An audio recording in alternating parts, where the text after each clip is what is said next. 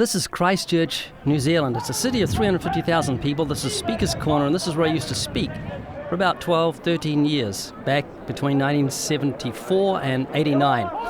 This was the day I was leaving. My brother sent me this footage from 1989, the day we left, and I didn't realize he had it. He lives in Australia, and I was delighted to get it. This was my last time in speaking. That thing I'm holding is a book called I Can't Get a Word Edways book, and it had the gospel in it. This guy that's heckling me was a very nasty guy. Some hecklers are good, but this guy would just go back and forth. He's there to stop me speaking on my last day. He was a homosexual. His name was Steve.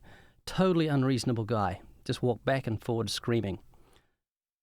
The lady with the violin is called the Bible lady. She was just about as bad as my heckler. She thought she was helping me. Every now and then she'd come in and play that violin under my nose between me and the crowd, thinking she was adding soothing music. So I'd like to conclude now. This is 15 years. I'd like to thank you for listening.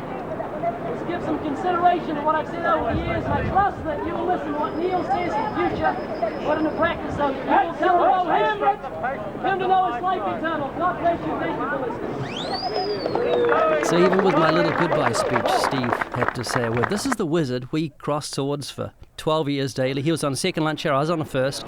We were friendly enemies. We used to go to lunch together. He'd heckle me and yell at me, but this is how he sometimes got a crowd, by blowing bubbles, doing different strange things. He'd wear John the Baptist outfits, wizard outfits. Don't know what he's wearing this day, but look at him blowing his chauffeur to pull in his crowd. Let's listen to what he says. I really like the guy, although he was very anti-Christian. Ladies and gentlemen, today, important day, those people who are regulars on Cathedral Square Entertainment.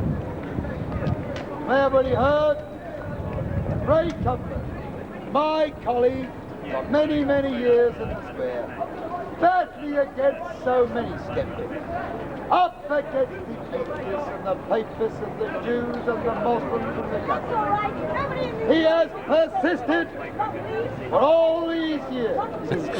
He, like me, is a speaker. He's speaking of the Bible lady, who just didn't speak much. She just played her violin and annoyed everybody. And only comes to stop other people listening. She is a very negative example of entertainment. Now, Ray may not always have the brain.